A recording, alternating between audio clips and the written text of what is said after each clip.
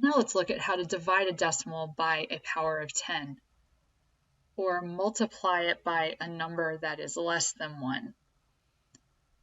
So here's our example. We're going to start off with 45 6/10 again, but instead of multiplying it by 1,000, we're going to divide it by 1,000.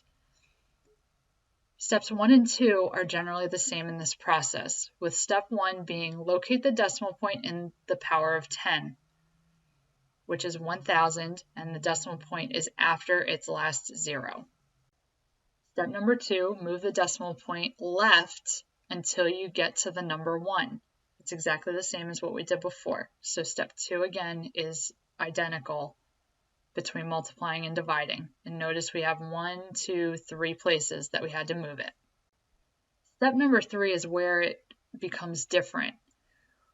Instead of moving the decimal point in the other factor the same number of places to the right when we multiply by powers of 10, we're going to move the decimal point the same number of places, but to the left this time because we're dividing, which is the opposite of multiplication. So when we move the decimal point 3 places to the left and we fill in extra zeros as needed, this will be our final answer. So 45 6/10 divided by 1,000 is 456 10,000ths. We were kind of also doing this process when we were dealing with whole numbers. I'm going to bring up one example from before. We had 9,000 and we divided by 100. Well, if we use this step process, we would locate the zero in 100 being here, and we count the number of places 2.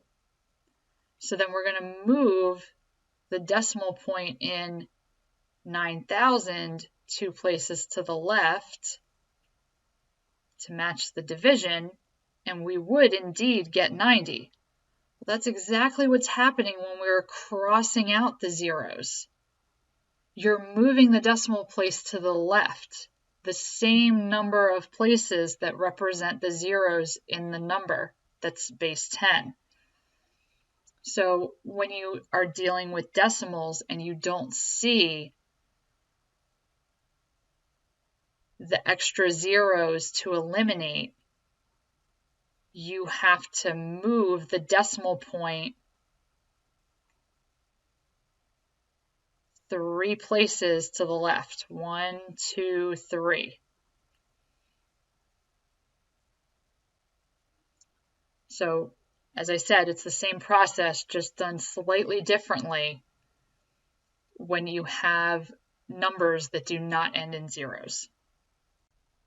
Let's do some practice problems together with dividing by base 10 numbers.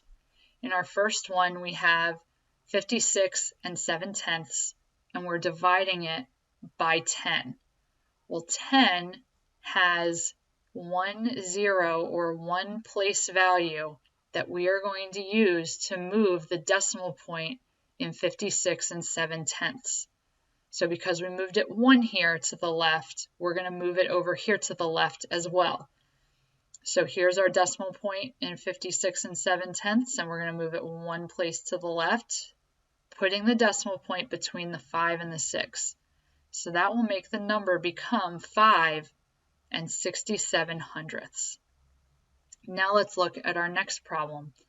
We have 47/100, and we're dividing it by 100. First step in this process is to determine how many places that we have to move it, which will be equivalent to the number of zeros in the base 10 number that you have. You're dividing it by 100, so we're moving it 2 to the left this time. So here's our decimal point between the 0 and the 4, and we're going to move it 2 to the left. 1, 2.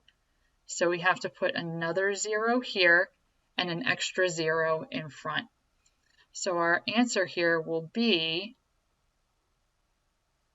47 10,000ths.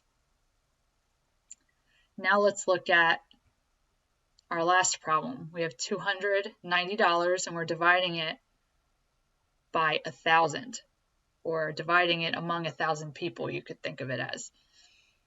So first we start with our base 10 number, 1,000, and we count the number of spaces or decimal places it would take to get to the 1, which is 3. Since we're dividing, we're going to move the decimal point of this number 3 spaces to the left.